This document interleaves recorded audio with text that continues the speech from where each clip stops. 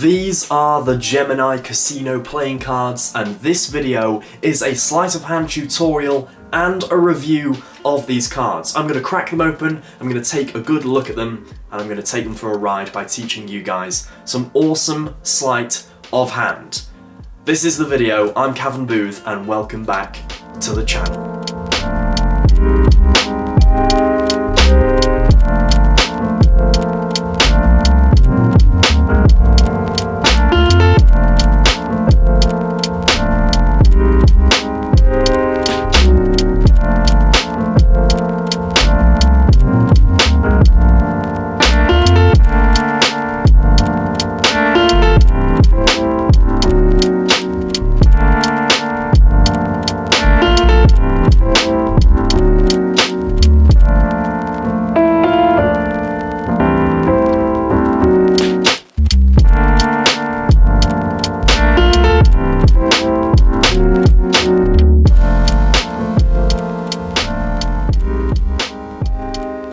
It honestly almost feels wrong opening these cards because looking at them from the outside, you can tell that this is quality. This is the definition of quality in playing cards. The box has this lovely sort of sheen to it, this gold sheen. The seal at the top of the cards right here is, again, really high quality, very, very shiny and gloss with that lovely sort of gold finishing and the word Gemini in the middle of the spade.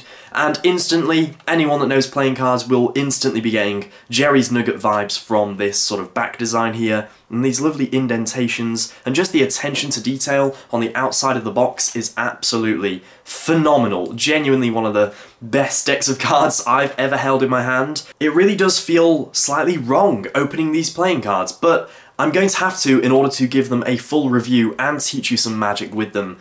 So here it goes. I'm gonna break that lovely seal. I know it feels almost wrong to do this, but it has to be done. And here are the cards. There is no inner cellophane, which is really, really good to see. Very environmentally friendly. The box, I'll just put that to one side. Here are the playing cards. We have this first card right here, which is a map of Las Vegas, Nevada right there. And the location of the Gemini Casino is pinpointed out on the map in a very, very small dot right there. I don't even know if you can see that on camera, but that is where the Gemini Casino actually is. Such a nice inclusion rather than just an ad card. I guess this is an ad card for the casino, but it doesn't even feel like that. It just feels like a lovely inclusion and just really adds to the experience of these cards. Knowing where the casino is, I think that is top quality stuff. So putting that card to one side, we now get into the actual deck itself.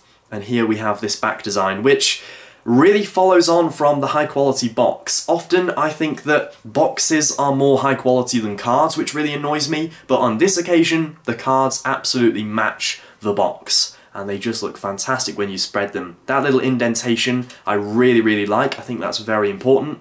When you spread them, they look fantastic. And there are the faces. Now the faces, the reds seem to be a little bit more pinky than red. The blacks seem to be a standard black, and we have here the jokers on the other side of the deck. Two identical jokers with the Gemini Casino logo on them, and the ace of spades there. Gemini Casino in the spade. This is such a good deck. Do I need to say anything? I think the cards speak for themselves. This is high quality. On top of that, yeah, the cards handle great, of course they do. There is no denying that this is fantastic. But yeah, they do take a lot of inspiration from Jerry's Nuggets. Of course they do. And what more can I say? That is the Gemini Casino playing cards. Very, very quick review and look at those cards. Now it's time to actually use them and learn some sleight of hand. So grab yourself a deck of cards. This is the tutorial.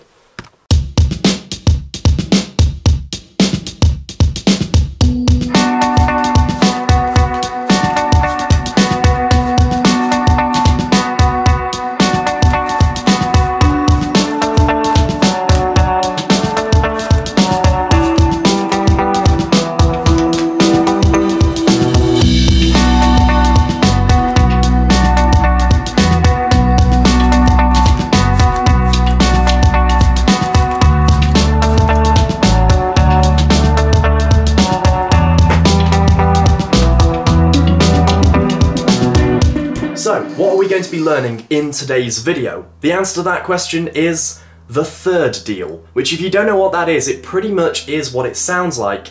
It is a way of dealing cards apparently fairly and normally, when actually you're dealing the third card from the top. You might think, what is the use in learning this move? And don't worry, I'm going to be explaining a couple of uses in this video without dropping the camera, and also the full mechanics of the sleight of hand as well as the psychology, because this is an unusual move and it follows on directly from my second deal tutorial, which if you haven't seen that, then go and watch that because it will really help in learning the third deal.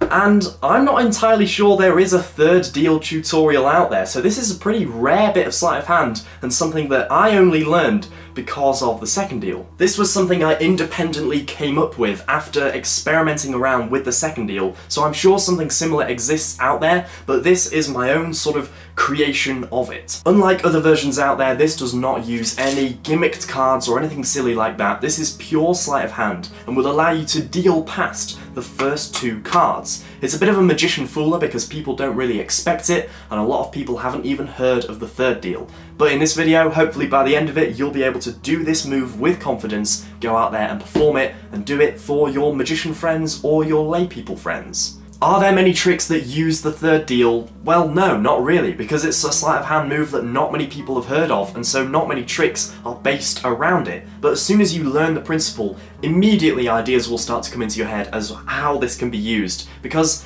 it really is very underused in my opinion. I think there are lots of tricks that could use this that just don't. I'm going to give the deck a bit of a shuffle right here and just demonstrate the third deal for you. So we have these two cards on top, Jack of Clubs, Ten of Clubs. They go face up so that you can tell that I'm doing a third deal. So that one will go there, that one will go there. With those two cards on top, all you need to do is deal past that card. And all I need to do is deal right past those top two cards like so.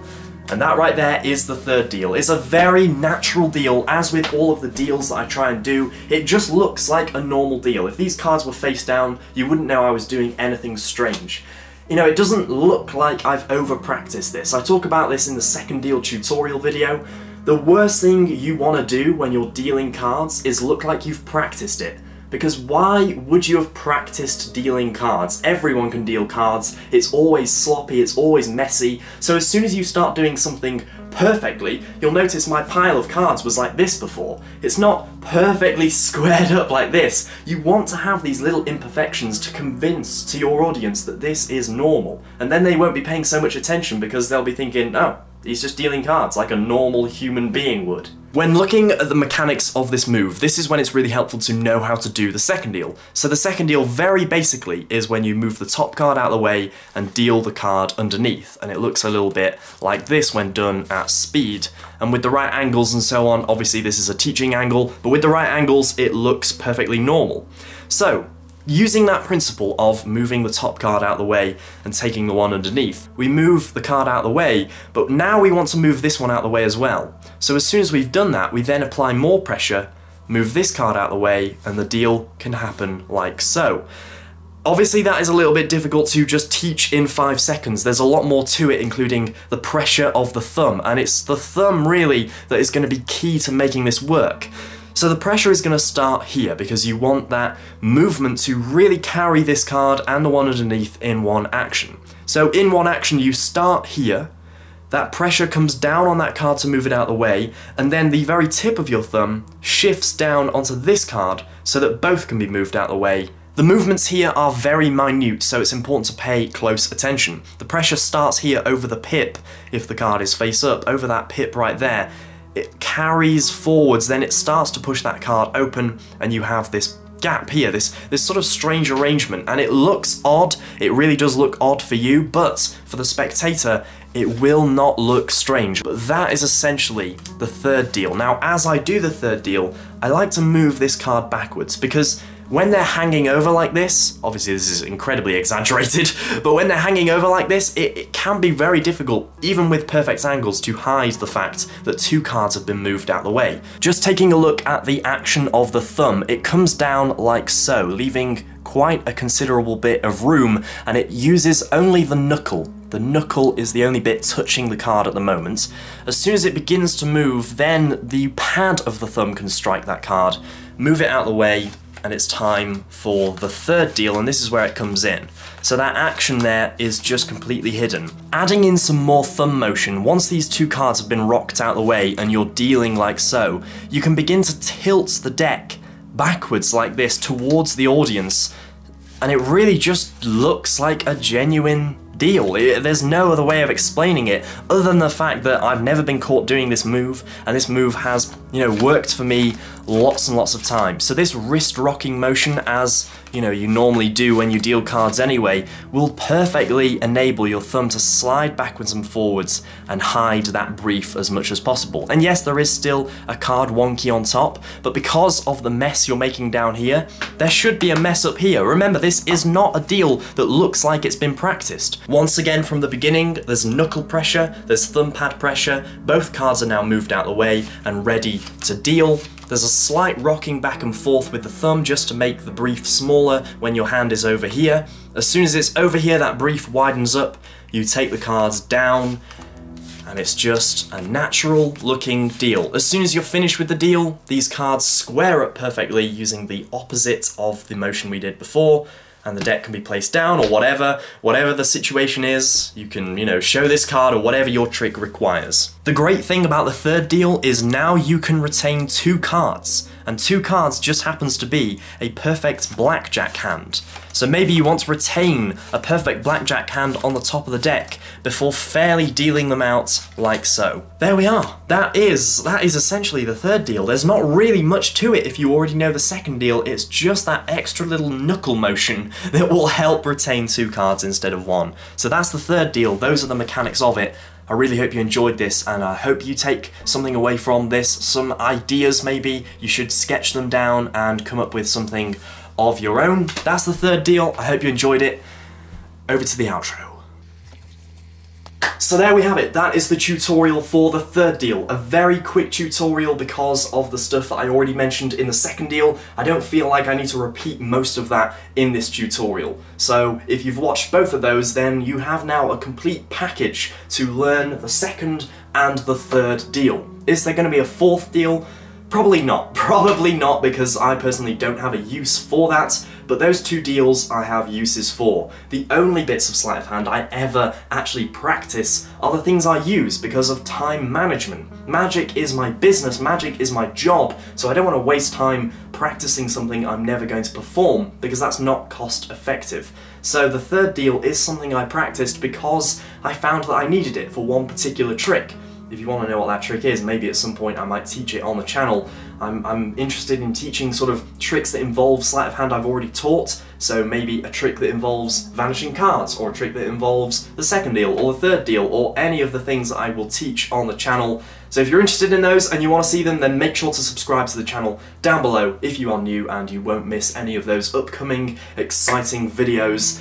I'm loving making videos at the moment. I don't know why, I'm just on sort of a creative, you know, making as much as I can, and hopefully you guys are enjoying it. Make sure to click the thumbs up down below if you did enjoy this video, and I will see you in the next video. Goodbye. I think you're gonna have to be... Or you're gonna have to go...